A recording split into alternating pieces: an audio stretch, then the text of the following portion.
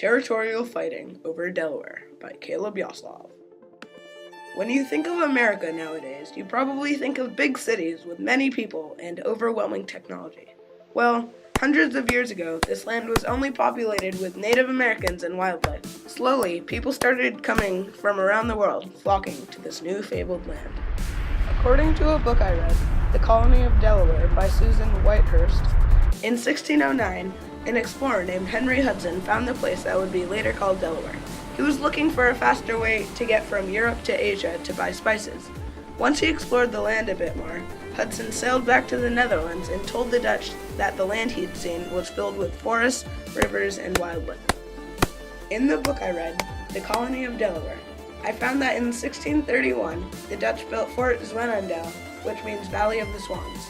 In front of the fort, the settlers put up a symbol for home made out of tin. A little bit after the establishment of the fort, the Lenape Indians, unknowing of the significance of the symbol, took it down.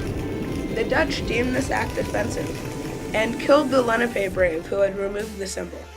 The brave's family was so upset that they killed all of the settlers and burned down the fort. Soon after the massacre, another group came to settle in Delaware. As told by narratives of early Pennsylvania, West New Jersey, and Delaware by Albert Cook Mayers, the people were from Sweden and were under the rule of Queen Christina. The reason that the Queen wanted to colonize is from her hearing about the trading profits of America. She hired Peter Minuit to take a ship full of colonists to the Americas. When they arrived, they built Fort Christina, naming it after the Queen of Sweden. When the civilization of New Sweden was established, Peter Minuit and Gustav Adolphus took charge in leading the colony, controlling everything that happened. Later, in 1651, according to the Colony of Delaware, the Dutch came back to Delaware to re-establish a settlement. They built Fort Casimir, 7 miles away from the Swedish fort, almost as if taunting.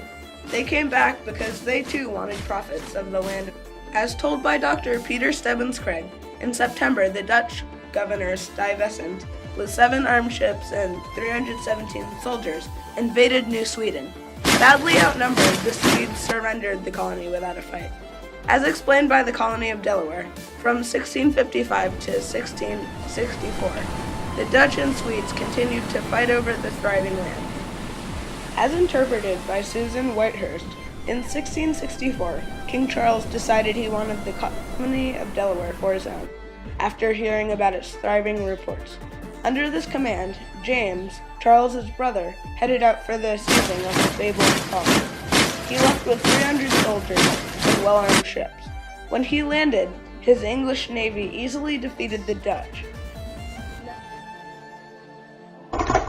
In line with other sources, the Colony of Delaware says that other colonies wanted to make their own laws and be free from England's control. In event of this, 3 men were cast to decide if the colonies should fight for freedom from England. Of the 3 men, Caesar Rodney stayed home because he was sick. 1 voted yes to the signing of the Declaration of Independence and the fighting of the English. 1 voted no. When Rodney heard of this, he got on his horse and rode 80 miles to Philadelphia. When he got there, Rodney voted yes to signing the Declaration of Independence. They then pressed on to fight the English and eventually win over the Americas. Of the sources I used, The Colony of Delaware by Susan Whitehurst was by far the strongest. I feel this way because it covers the most topics of Delaware in colonial times, and it has very vivid illustrations.